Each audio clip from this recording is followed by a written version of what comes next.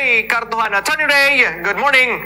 Welcome once again din sa tuwang programa sa Bombohan ay big time. Welcome ka din sa Bombo Radio Davao. May buntag, Bombo Levi. Right. Attorney Ray, dinita, unahon nato kining nahimong presensya sa DPW Secretary din sa Southern Tip naman ni sa tuwang nasod, no? Actually, Southern Tip po di sa Mindanao. Unahon ta, kana nga anggulo sa istorya, una na punta mo tabok, no? Dinhi sa atuang nga mga nakuha, no? Nga mga development sa Senate Duribon na committee hearing kagapong adlaw partikular. Okay, so dinhi sa DPWH, Attorney Ray, doon ay mga pamayag karon ng mga katauhan nga why Mindanao, why Davao, nga kung sumasumahon daw, dapat dito unahon sa Luzon area o dito sa kay PBBM, dito sa Ilocos Norte, kay murag mao man to dito ang mas may mga maanomalya, no, nga mga activities, especially sa mga ginatrabaho po, no, sa mga district engineers dito, district engineering officers. Tanong diri daw, usin nakita nimo dinhi, Attorney Ray, valid ba po na nga mga panglantaw sa mga tawo? Well, kaning bagong expose, Bombo Levi, diri man ni sa bandang Davao Occidental, no? Mas dool diri sa Sarangani, mo nang access road din ho kaning mga flood control projects. So totally layo man ni sa kaning giningog politika diha sa Davao City, no? Tungod kay ang giningon natong highly politicized kung diha sa Davao City, kaning Davao Occidental layo na kay ni sa kaning giningon nga control, no, sa mga politicians sa Davao City. So siguro ato hatagag benefit of the doubt tungod kay dinhi sa Davao Occidental manggod, no, kanang nakita sa DPWH na grabe jud ang kuan pod, no, ghost project, no, zero implementation. So siguro hatagan natog benefit of the doubt nga murag ihimo nila ning national nga investigation, no. So in fairness man sa kay Secretary Dizon, daghan na magipang tangtang nga mga district engineers, no, iyang hulga tanan nga regional directors, iyang tangtangon pod. So kani siya mo ning mga konkretong actions as far as administrative action is concerned, na po yung mga accounts gipang freeze, na mas paspas ni kaysa kanang giningon natong mga investigation nga gibuhat. Kay importante din hingi na pakita sa katawhan nga kani tinuod yun ni siya on a national level.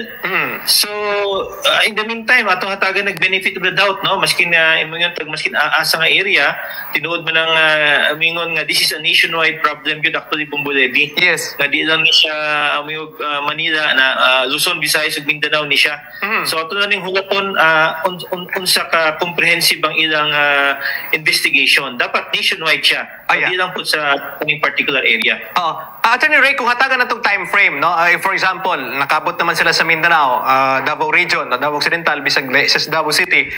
But gipasalig nila kagahapon sa ilang kuan din ni presensya sa to kung pakikinabi sa iya.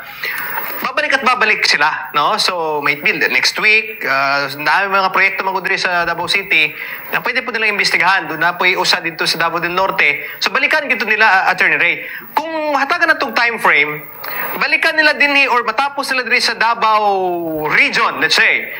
Tapos murag wala pa sila kadto dito sa may Bicol, dito sa butan nila nato Ilocos Norte gyud o sa Luzon area, wala pa sila matapos dito.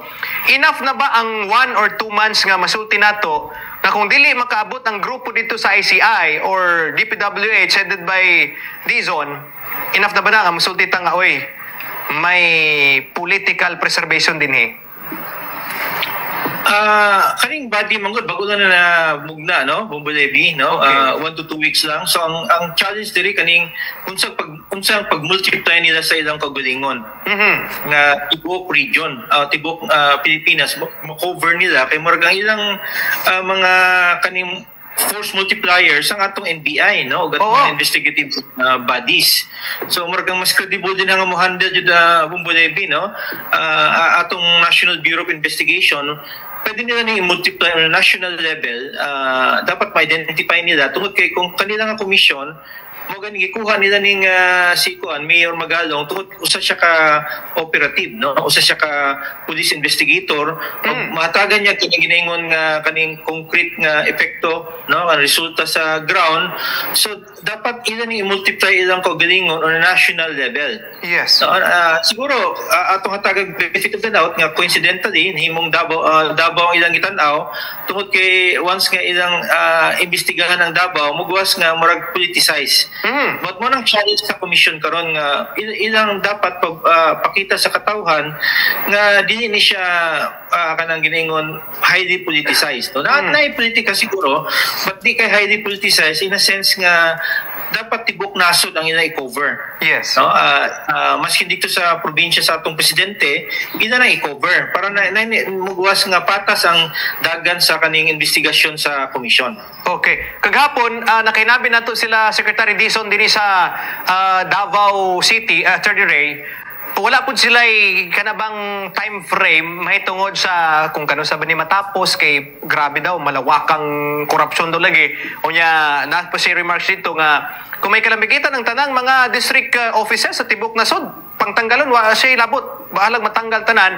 Well, that's a man of action siguro, Attorney Ray. Pero kung tan-awon nato no sa tuwalang perspektibo, ang drastic move ba or paspas nga development sa ilang let's say pundok karon sa bagong liderato no sa DPWH ug ICI, magvary ba siya sa gidaghanon let's say sa katong imong punto po Attorney Ray nga ang NBI siguro magvary ba siya sa gidaghanon sa mga operatives nga malambigit dinhi no sa investigasyon paspas usab ang mamahimong resulta Attorney Ray?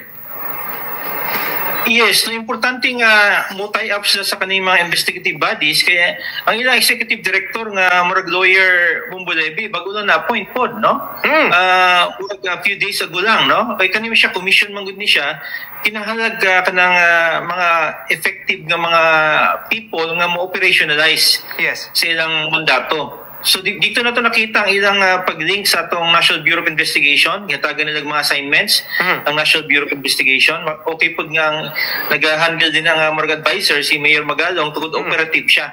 So ato ning hatagan nga siguro maskin di kayo dugay no but paspas nga panahon nga mohatag sila resulta tungod ang katawhan basi di kahulat pod Bumbulebi. So diyan mo makita ang mga paspas nga pagtangtang no pagtangtang, pagsuspend, pagfile og mga kaso no habang nagadagan ng investigation tungod kay syempre hatagan po nato kanang giningon nga due process no part kaning atong sistema ng hustisya nga matagag due process but di po na mo prevent ang atong DPWH secretary nga muhatag kaning paspas nga administrative sanction no kaning preventive suspension pwede man yung buhaton dayon no pwede man implementasyon no pagkatapos kaning pagkalap og ebidensya mo ning dako nga challenge sa Bumbulebi kay take yun sufficient time no di lang siguro isa kagatos ng mga abogado nilibo no nga mga lawyers tibok Pilipinas no Bumbulebi wata kabalo kung sakto ba ng makinarya sa Department of Justice nga mo-handle ana ng NBI. So ang ilang explanation nga ilang work back pa ni sa Bumbulebi nga 10 years no 10 years ang ilang timeline.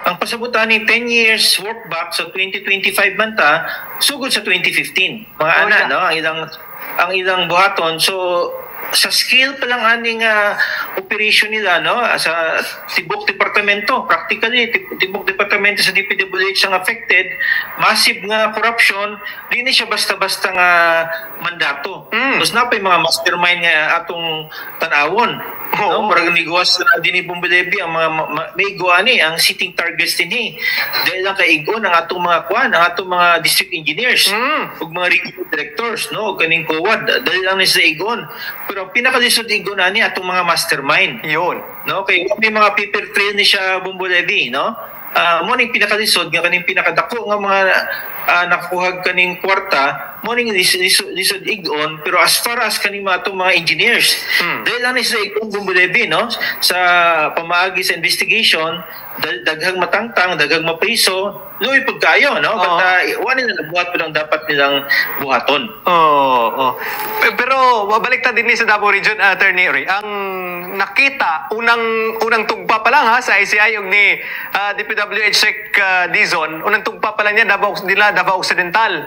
Nagbulaga na dayon sa ila kanang dakong grabe nga kuana, as in ghost good, Attorney Ray, hapit pa gyud mag 100 million ang worth unya gisugdan last 3 weeks ago. So pati sa kita po na sa mga lumulupyo din ha nga 2022 pa man di ay fully paid unya tag as completed na gyud siya. Enough ba na, Attorney Ray, nga may position gyud karon ang DPWH leadership o ang ICI nga isulti gyud pod nga balikan namin ang Davao Region, Attorney Ray? Yes, so from the standpoint of kaning pagpresentag ebidensya, no, kaning pang-abugas siya na bumbulebi ba, mas dali i-prove kaning ghost project. Oh, yun. No, unahon ni mga ghost kaning wala jud, no, kay kung wala project din na ang pasabutin na nang warta jud ang kuan, no, ang district engineer, ang igon jud nimo ang district engineer, no, maganin mo itong na malikas si kuan, no, Secretary Dizon. Wala jud project nga tindog. So wala ilang makita na ko nga strategy nila kaning epekto bumbulebi nga kanang ghost project dahil lang kay ni-prove. Ang next level mo gani kaning mga substandard, no, kay kinahanglan nimo na bugat-bugat nga ebidensya din ha, pero sakto na lang approach, no, unahon ni mga tanan nga mga ghost projects, unahon ni pang-file og kaso, ang next level ana kanang giningon nga mga substandard nga mga project. Understandable na from the standpoint of prosecution, no, pag ngala pag ebidensya murag no-brainer, no, kanang mukuan ka, mo papriso ka, mo pa suspend ka, basta ang proyekto wa jud na produce. So siguro reading between the lines, murag mo nang strategy sa departamento karon o kaning special investigator, unahon nila ning mga ghost projects, no, sa tibuok Pilipinas tungod kay mo nang pinakadali na ilang ma-prove, no, as far as kaning pamalaod is concerned. All right. Okay, from the ground nga gibuhat sa DPWH ug sa ICI dito na punta sa investigation bisag enable legislation pero kung tabang pud ni somehow, Attorney Ray. So balik ta sa Senate Blue Ribbon committee hearing kagahapon, dunay milutaw kining silang Mr. Orly, kining ngalan niya, Attorney Ray, nalambigit sa former kuan man ni security aid di ay ni Lizalde ko daw. Okay, nagahatod silang basura, kanang basura day code name lang na sa kwartang ibutang sa maleta ipanghatod dito po panimalay ni Martin Romualdez, and not just that, kay nilutaw na pud karon si Yusek Bernardo nga gikonsidera ni Alcantara nga boss pud niya. Unsa ka binungdanon kini mga presensyahan ni Attorney Ray nga grabing explosive kagapo nga dawa? Well, very material si Yusek Bernardo, no, bumbulebi tungod nahatagag national scope, no, national perspective tungod kay undersecretary siya, no, iyang admission nga kani siya murag national nga binuang gyud siya.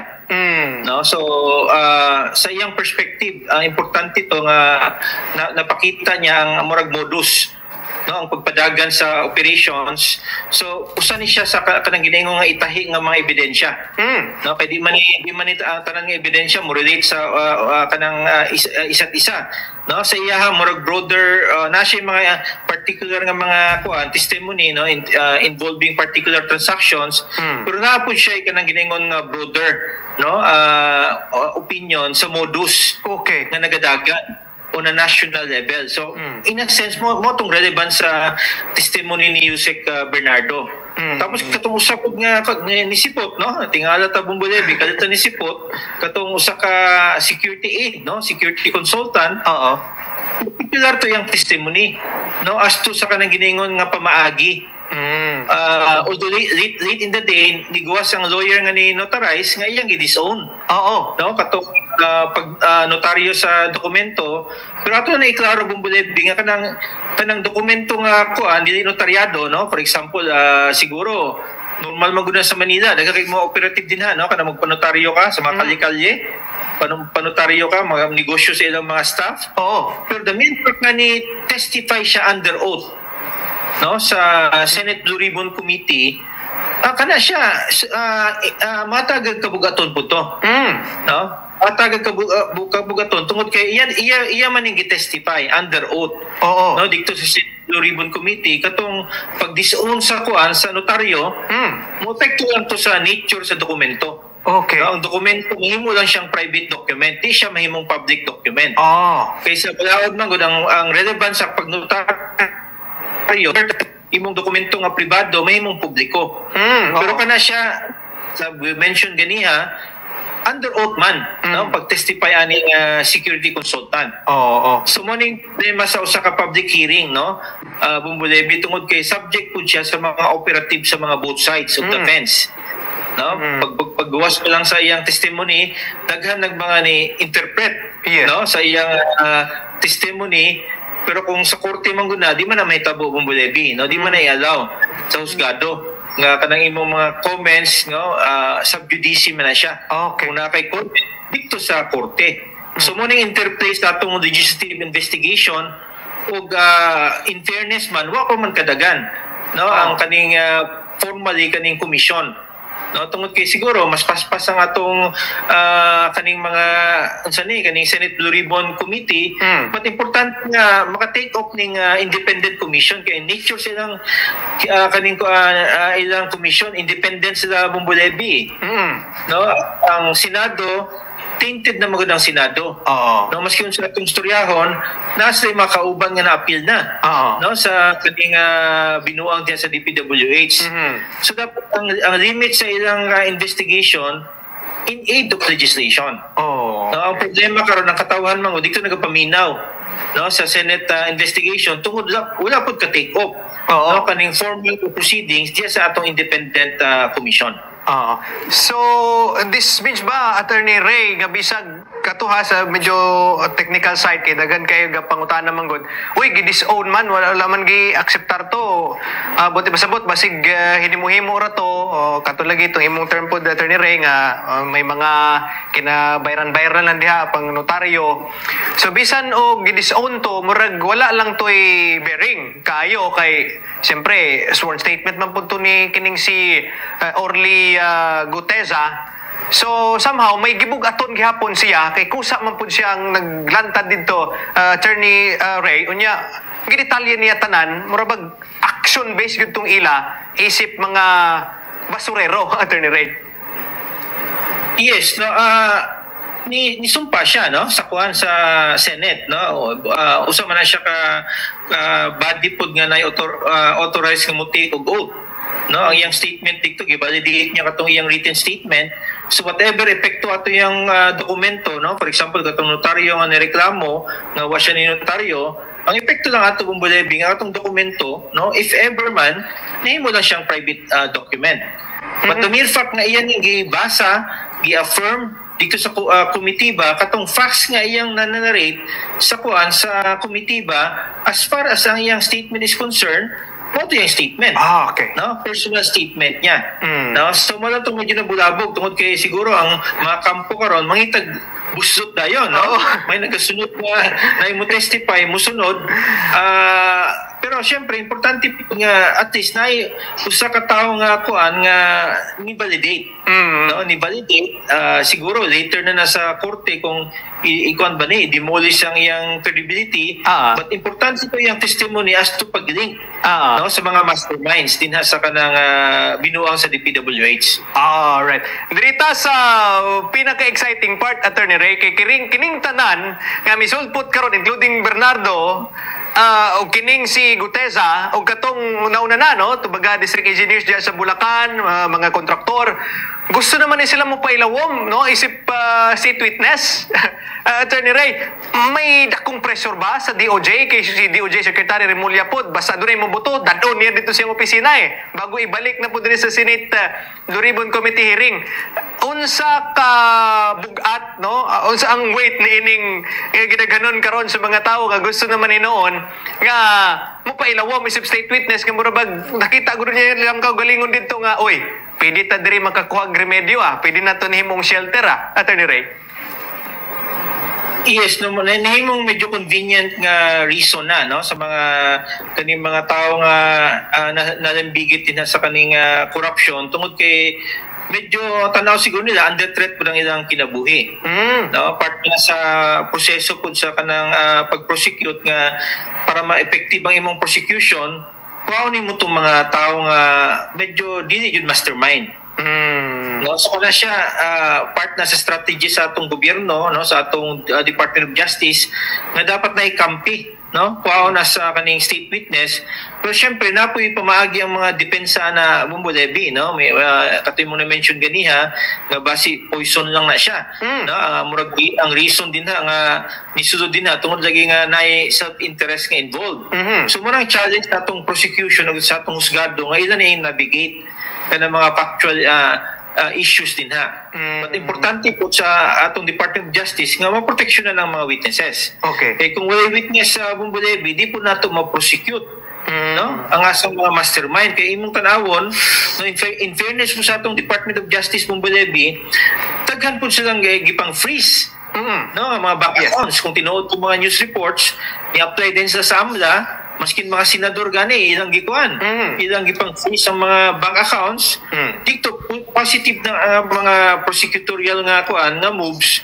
But syempre tungod kay ang atong Department of Justice under man sa Office of the President, di na to maiwasan Bumbolebi nga naay politika involved. Yes. So naay mo doubt ba? But morning challenge sa atong Department of Justice tungod at the end of the day ang neutral nga mo kanani mo balanse sa mga facts din Bumbolebi ang atong kuan husgado gyapon. Yes.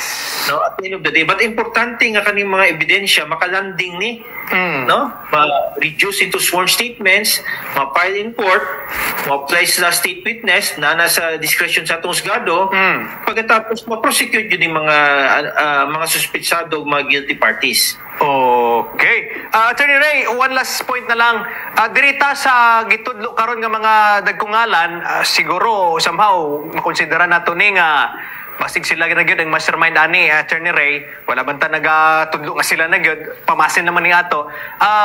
Na silang kuan na diri Elizalde ko, murag na sustain man ni ang name dropping gitudlo gyud siya. Unya nabuhi gyud kining pangalan ni Speaker Martin Romualdez through kining Gutesa lagi gapon nga misulpot lamang.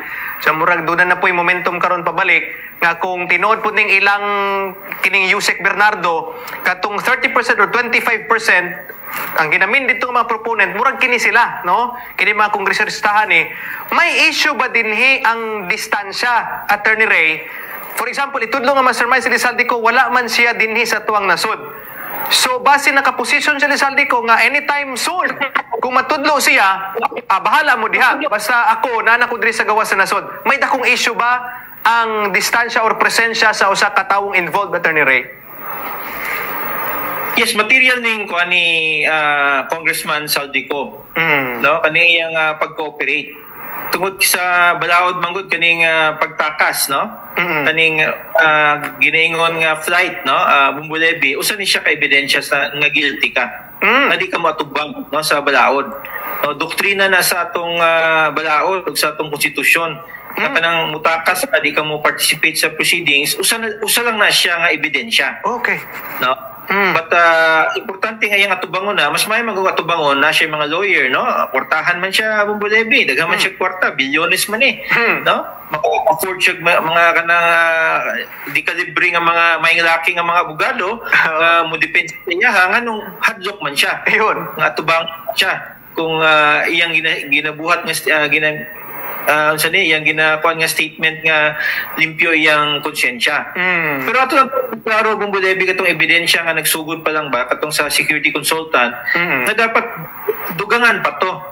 No, okay, so far murag muguwas circumstantial evidence pa lang man na siya. No, wala kang point directly, no, ang nangawat si Congressman Saldico, ang nangawat kuan si Speaker Romualdez, no? Kinahanglan pa na siya daghag mga ebidensya nga mutahi. No, ang iyang ebidensya relevant lang to Bumbolebi as far as transport sa kwarta. Oh yeah. No? Di man ang pasabot nga nagtransport kag kwarta, nangawat din sila. No, dapat itahi pa na sa ubang mga ebidensya, for example, CCTV sa kanang kaning subdivision, no? Exclusive kaning subdivision.